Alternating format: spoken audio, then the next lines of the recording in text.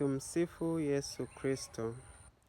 Ndugu yangu, asante sana kwa kuendelea kuwa pamoja nami tunapoendelea kushirikishana haya makuu ya Mwenyezi Mungu kupitia katekisimu ya Kanisa Katoliki. Tulitoka katika namba 2 ya katekisimu ya Kanisa Katoliki, ambapo tuliona kwamba Yesu Kristo aliwaita mitume na akawatuma kuhubiri habari njema kila mahali, wabatize kwa jina la Baba na la Mwana na la Roho Mtakatifu. Tukaona pia kwamba mitume hao sasa wale nyakati zetu wanawakilishwa na maaskofu. Sasa maaskofu tunajua kwamba wanabaki na nafasi yao kama maaskofu ambayo haizibwi na yeyote, mamlaka funzi ya kanisa, wakiwakilisha kanisa la Roma, tukiwa na muunganiko mmoja na kanisa la Roma, ndio maana tukasema tunaita Kanisa Katoliki. Sasa tukasema pia kwamba kuhubiri sio tu kwenda pale mimbarini kupewa maiki na kuanza kutamka, kutangaza. Ni zaidi ya hapo. Manake tukisema ni hivyo, hakuna mtu hatutapaswa kuhubiri. Sasa hatutaweza kuhubiri sababu tutashika maiki wangapi? Tutaenda mimbarini wangapi? Sio watu wote ni maaskofu. Kwa maana pia hata Paulo anaandikia Waefeso pia katika barua yake anasema wengine ni mitume, wengine ni walimu. Lakini basi tusiende huko. Kwa lengo letu hapa ni kuangalia kwamba tumeitwa kila mmoja kuhubiri katika pale mahali alipo kwa namna yake. Kila mmoja zaidi sana kupitia maisha yangu, kupitia maisha yako, unavyozungumza. Je, unakumbuka kusalimia wengine? Unavyoishi, unavyovaa. Katika nafasi yangu popote pale nilipo, ninaitwa kuhubiri kwa maisha yangu zaidi. Kama Mtakatifu Francisco Assisi tulisema pia hicho kitu kwamba alitukumbusha kwamba tuhubiri zaidi kwa matendo. Kama ni ulazima basi tutumie maneno. Lakini basi vyote ni vya msingi, vinahitajika. Sasa leo tuendelee na namba 3, katekisimu ya Kanisa Katoliki namba 3. Sema KKK 3. Sasa hapa anazungumza kwamba wale ambao kwa msaada wa Mungu walipokea wito wa Kristo na kuitikia kwa hiari, kwa upande wao wanasukumwa na upendo wa Kristo kutangaza habari njema. Mimi nipo interested na hapa kwa hiari yao. Maana yake kwa hiari yangu mimi nimekubali kutumwa kuhubiri habari njema. Kwa hiari yangu mimi nimekubali kumtumikia Kristo katika maisha niliyochagua ya utawa, katika maisha niliyochagua ya ndoa takatifu, katika maisha niliyochagua ya kazi fulani, wito wa kazi fulani, katika nafasi yangu kama kijana, katika nafasi yangu kama mtoto, katika nafasi yangu mimi kama baba, kama mama wa familia, kama ndugu wa shirika, kama kiongozi serikalini, kama kiongozi kanisani. Katika nafasi yangu kwa hiari kabisa ninakubali kutumika.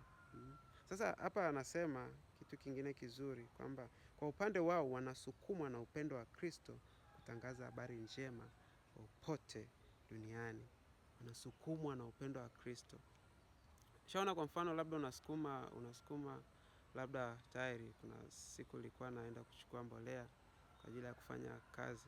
Unajua Mtakatifu Benedikto alisema kwamba sala na kazi, ama kwa Kilatini ora et labora.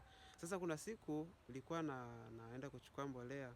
Unajua ile kusukuma, kuna namna unavyosukuma lile toroli, maana yake kuna nguvu inatoka kwenye mkono wako bila kuwa na ile nguvu kupitia mikono yako. Sasa uweze kusukuma lile toroli, lile toroli haliwezi kusogea. Na unapoweza kusukuma lile toroli maana yake likasogea, ndipo unapoweza kwenda mbele na kupeleka ile mbolea. Sasa hapa anasema kwamba walisukumwa na upendo wa Kristo.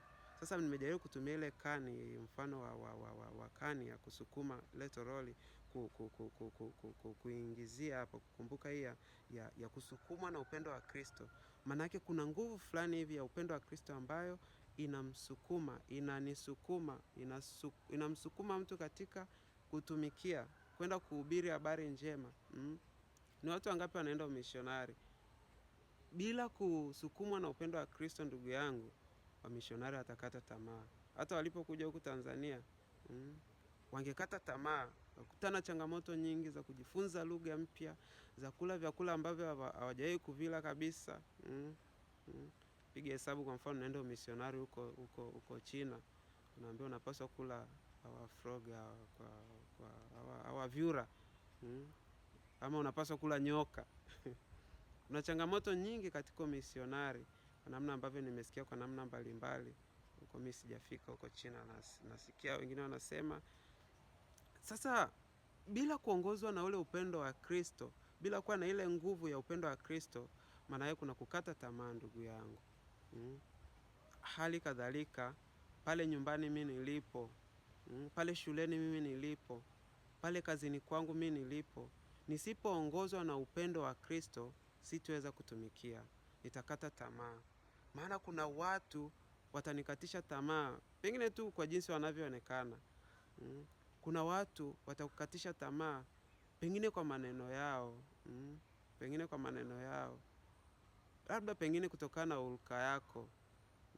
Unajua Giriki walisema kuna aina mbalimbali za watu, sanguini, wengine melankoli, wengine koleriki. Sasa pengine kutokana na tabia yako haukueleweka.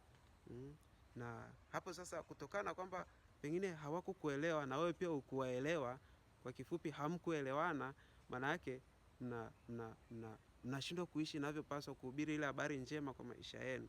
Unakuta kuna wengine wapo kazini, ofisi moja, lakini hawasalimiani. Kwa nini? Wamesahau ile nguvu ya Kristo iliyowaita kutumikia kwenye hiyo kazi, kwenye hiyo ofisi. Kwa hiyo ndugu yangu, kaka yangu, baba yangu, kiongozi wangu, popote pale ulipo, nguvu ya Kristo ikuongoze katika kuhubiri habari njema. Kuhubiri habari njema kwa jinsi ambavyo utarespond. Unapokuwa unakataliwa hapo ofisini na wenzako, wewe una respond namna gani? Pengine na wewe unawachukia. Hapana. Yesu hakufanya hivyo. Yesu hakufanya hivyo. Upendo wa Kristo ambao ulimfanya mpaka akateseka msalabani kwa ajili yangu, kwa ajili yetu, kwa ajili ya dhambi zetu, hauko hivyo. Upendo wa Kristo ni wa uvumilivu. Uvumilivu kwa maana ya kwamba kuwa na ule ustahimilivu. Kuna siku nilikuwa kwenye mafungo kabla kurudia nadhiri. Father Steven Kadilo akawa anatufundisha somo linaloitwa ustahimilivu. Ni kuwa na ustahimilivu. Ustahimilivu maana yake kuwa pale hata pamoja na zile changamoto, lakini pia unazihendo katika namna ambayo ni chanya. Usiache tu ipite hivi, lakini unazihendo katika, unazitatua katika namna ambayo ni chanya, sio kurudisha tusi kwa tusi kama ambavyo tumeshasema mahali fulani. Sio umekosewa alafu utae kusamehe, utae kuomba msamaha. Upendo, msukumo ule wa upendo wa Kristo unaongozwa na msamaha. Na ndio maana kabla hajafa pale msalabani alisema, Baba, uwasamehe kwa maana hawajui alifanyalo. Pengine hata huyo anayekudharau hapo ofisini hajui alifanyalo, ama pengine anajua analolifanya, lakini wewe unakumbushwa umsamehe. Upendo wa Kristo ukusukume kumsamehe, na unavyomsamehe ndio unavyotumikia hivyo.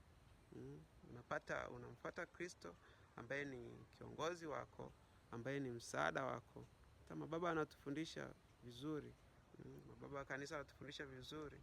Zinaandikwa nyaraka nyingi kuhusiana na masuala ya kuishi kwa upendo, kusukumwa na upendo wa Kristo. Hata Paulo mtakatifu, mtume Paulo aliandikia Korinto, sura ya 5 ile. Katika Korinto wa pili sura ya 5:14, upendo wa Kristo unanibidiisha.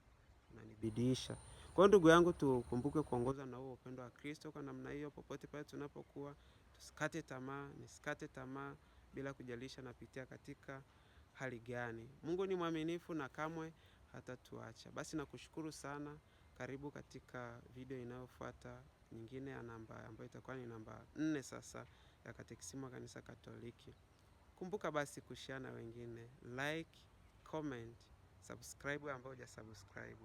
Ninakushukuru ambao umesha subscribe katika channel yetu hii. Nice to meet you.